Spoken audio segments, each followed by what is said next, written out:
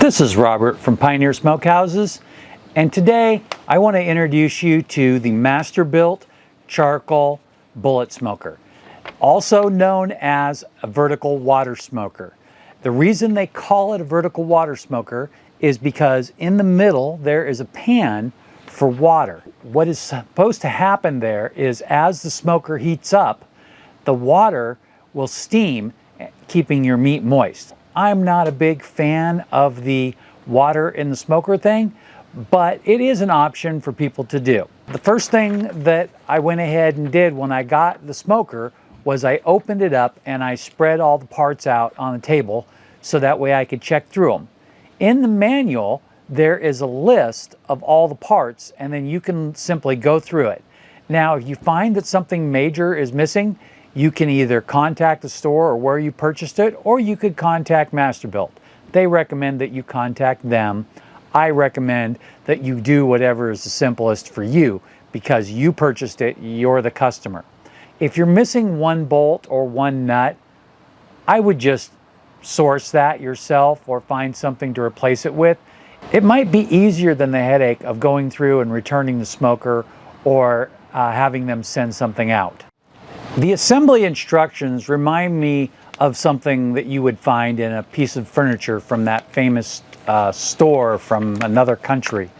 And there's no written directions in the instructions. It's a number and a picture. So the first set of instructions from the first picture tell you to install the feet. Really simple to install, 2 screws and you're done. It does kind of seat in around the edge, so you want to put the screws in finger tight loosely and then make sure that the feet get onto that edge the way you want them around the lip. The second instruction is to install the lower brackets. Now the lower bracket is a step bracket. That bracket will hold the water pan and the bottom grill rack. The next set of instructions cover the top brackets, and like expected, the top brackets will hold in the top grill rack. Really easy to install these. They're all threaded brackets, and you just put them in hand tight, and then you can use a driver or a simple screwdriver to complete the tightening process. The fourth step called for the door to be installed. For me, I would rather just leave the door until last, so I like to just set it to the side. But you can see how easy it is to just slide it in place. The fifth step called for the side handles. All the handles are identical, so it didn't matter which one you grabbed. They just fit right on there. They do have words on them, so you might want to put them right side up if you're OCD about that. I'm not really, so I just kind of just throw them on there. But if that's important to you, look at that before you tighten it down. The sixth panel is for the handle that goes on the lid on the top. The handles really are simple installations. You're really just talking about a flat washer, a lock washer, and a wing nut combination, all on 2 different studs. You install one loosely and then install the second one a little tighter, and then come back and check both of them and make sure they're as tight as you'd like. Tighten them evenly and they'll settle in evenly and line up. The 7th panel shows putting on the thermometer. The thermometer is also attached by a wing nut, and so it's really simple to install. You don't have to play with it or anything like that, and there is just a slight spacer. You'll have the washer holder, which is, I don't know, maybe even a bezel would be a better way to describe it, that holds the thermometer in place in the center. And then it has this spacer that keeps it in just the right position, so when you tighten down the wing nut all the way, it sits against the spacer, so you don't have to worry about over-tightening it and bending it improperly.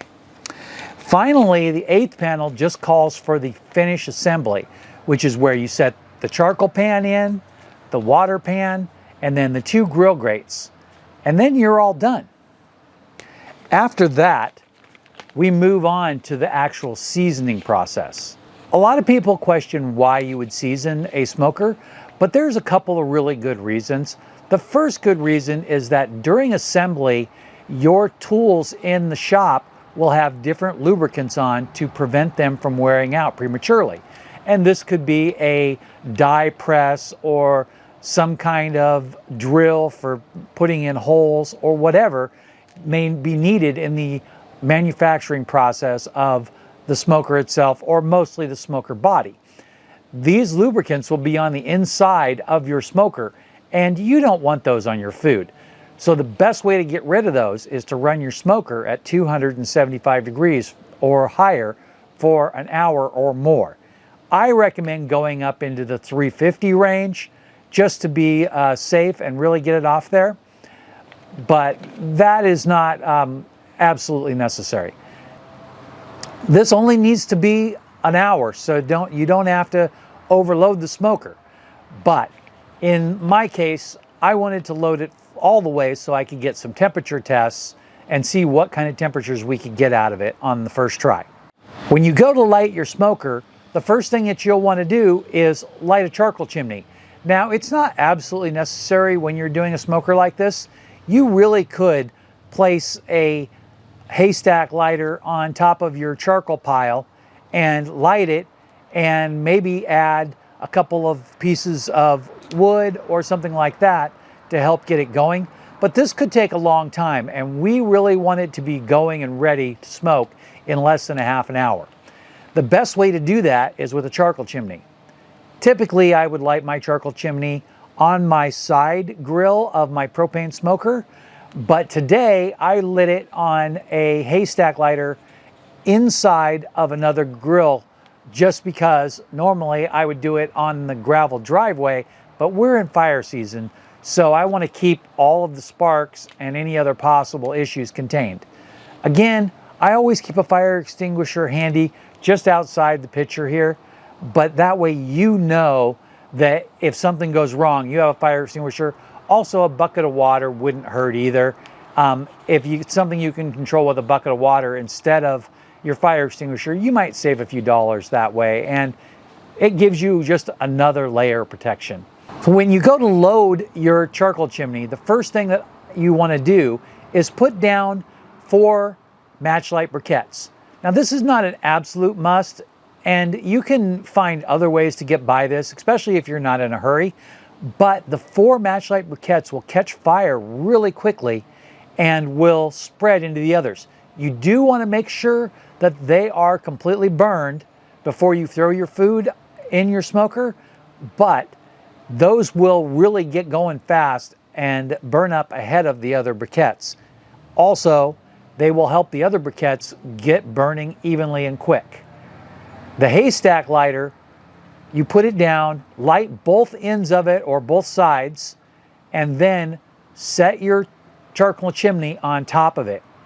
The fire will travel into your chimney, light the 4 matchlight briquettes, and then from there, they will light the rest of the chimney. A charcoal chimney works like a Venturi effect, where the air that's hot rises and it actually draws in more cold air, and as the fire gets going, it actually increases in speed on the airflow, which helps it light more evenly. After the charcoals are all ashed out, which means basically they have a white covering all around the outside edge, go ahead and take them and pour them into your smoker. To do this, create a little divot in the pile of charcoal where you can fit all of the charcoals that are going. Typically, I will take the charcoal that I need out of the smoker and put it in the chimney, creating that hole. But if you have room for more charcoal, there's no reason you can't just move it around a little bit and use a little extra. When you get the charcoal in there, you might add a few wood chunks to the top. I recommend 4 wood chunks. This can be done after you light the chimney, or it can be done after you insert the charcoal. Either one. I prefer to do it right before I put the lit charcoal in there, but whatever works for you, you do. Remember that if you're dealing above the lit charcoal, it's going to be hot. So I recommend using hot gloves just to protect your hands. And I've burned the hair on my hands so many times that using a hot glove, I think, is probably just the best bet. After that, you're just going to sit and wait for a while. Leave the smoker lid off for a good 5-10 minutes and the door off, so that way it gets plenty of air and starts the process of what we call the minion method. The minion method is simply one charcoal slowly lighting the charcoal next to it, so it burns through as a minion. As the charcoal goes, it will slowly burn across. Now, this burning process can be controlled by the airflow. The more air that you allow in, the faster the minion method goes, which also will increase the temperature of the smoker. This process is really easy to slow down if you get above the temperature you want, simply by closing your vents down all the way. Close your vent down completely, wait for a few minutes, and then slowly open it back up a little bit to allow airflow back in and keep the cooking process going smoothly. After you've completed the minimum of the 1 hour burn-in, then you can go ahead and let it burn off or do whatever you want and complete the process. If it's hot enough, you might even consider going ahead and throwing something on it really fatty, like maybe some bacon or some sausage patties or even pork belly. Something that is going to have a lot of fat in it, which will help with the flavoring and the seasoning of your brand new Masterbuilt bullet smoker. Some of the other reasons that you might want to season your smoker is because you want the smoke to create a little bit of a seal. As the smoke goes along, there will be a little bit of I don't know if you would call it creosote or buildup along the edges, and this will help with any gaps and also even sealing around the edges where the lid is. This little bit of seal will actually help you maintain better air control in the long run. The basic operation of this smoker is very simple, very beginner friendly, and one of my favorite things is that the assembly only took about 30 minutes. This is a very light smoker, so it will be portable and will work really good for camping. Another thing, because of the small size of the smoker, you should easily be able to use it as a grill, especially if you're not trying to sear something.